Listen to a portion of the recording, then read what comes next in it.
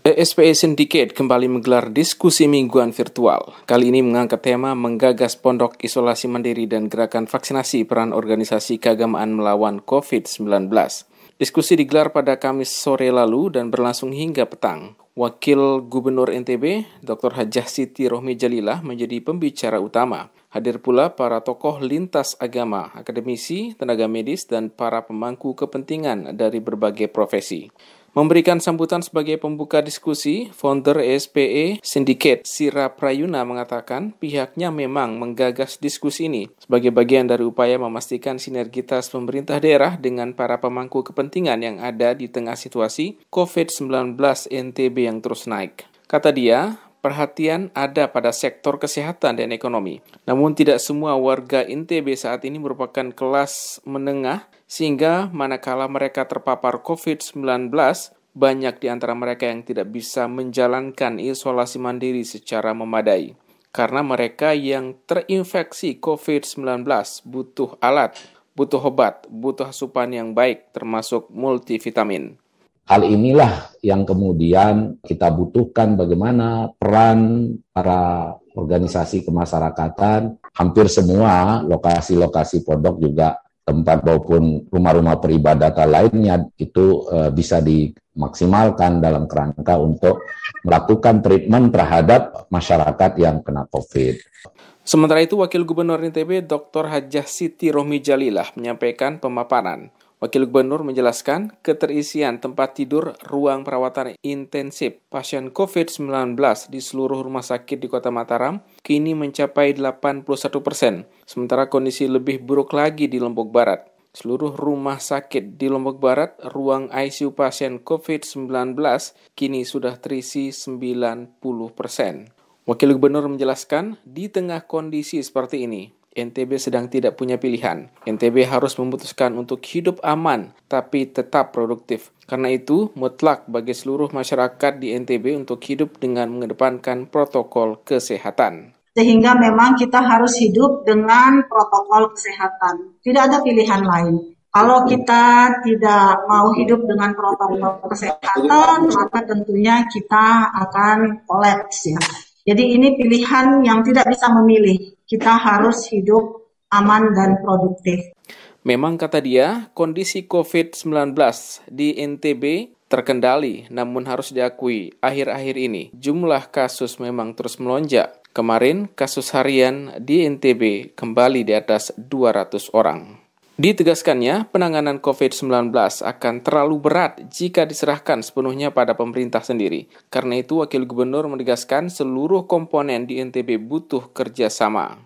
Terkait dengan isolasi terpadu, Ketua PW NWDI NTB, Tuan Guru Haji Mahali Fikri, menjelaskan NWDI memiliki komitmen tinggi bersama pemerintah untuk bisa mengendalikan COVID-19 ini. Ketua Umum Dewan Tanfis PB NWDI, Tuan Guru Haji HM Zainul Majdi, telah mengeluarkan perintah untuk hal tersebut. Karena itulah, saat ini butuh persepsi yang sama dari kita semua, agar semua pihak bisa mengambil bagian, dan PW NWDI siap untuk ambil bagian tersebut. Bahwa memang COVID ini sedang sangat luar biasa, ya, membahayakannya, dan kita memang semua harus serius dan tidak lagi menjadi sesuatu yang menguntungkan kita kalau kita justru melahirkan polemik dengan berbagai peristiwa yang ada. Tapi semua kita harus mencari persepsi yang sama, mengambil bagiannya masing-masing untuk turut serta. Sekecil apapun peran itu, tapi penting untuk bersama-sama kita berkontribusi menyelesaikan masalah yang sangat membahayakan kehidupan kita sebagai masyarakat. Karena itu, manakala NWDI diminta mengambil peran untuk menyiapkan ruang isolasi terpadu, Tuan Guru Haji Mahali menyebut ide tersebut sangat bagus. Pondok pesantren bisa menjadi lokasi isolasi secara terpusat. Terkait dengan vaksinasi, NWDI sudah turun sosialisasi ke masyarakat. Hanya saja memang pihaknya memahami vaksin kini memang sedang kurang di NTB. Dia memberi contoh di pondok pesantren miliknya Al-Kamal, vaksinasi belum bisa dilakukan. Sebanyak 70% guru belum divaksin hingga saat ini. Sementara itu, akademisi UIN Mataram, Dr. Jamaluddin mengatakan saat ini masih banyak hal yang belum sampai secara menyeluruh pada masyarakat. Misalnya terkait bagaimana masyarakat belum percaya betul tentang penanganan jenazah pasien COVID, yang sampai ke masyarakat justru jenazah tidak dimandikan dengan baik. Sehingga jika ada jenazah yang sudah ditangani dengan prosedur COVID oleh petugas kesehatan, masyarakat ada yang ramai-ramai ingin membuka peti jenazah tersebut. Ada ketidakberimbangan informasi antara berita-berita yang hoax dengan yang tidak, dan ini sudah masuk di lingkungan pondok pesantren gitu. Nah, menurut saya ini mungkin yang paling penting ya, yang harus bisa kita lawan bersama gitu. Sementara itu, Ide Made Santi Adnye, Ketua PHDI NTB menegaskan pihaknya siap mendukung program pemerintah untuk menangani COVID-19 ini.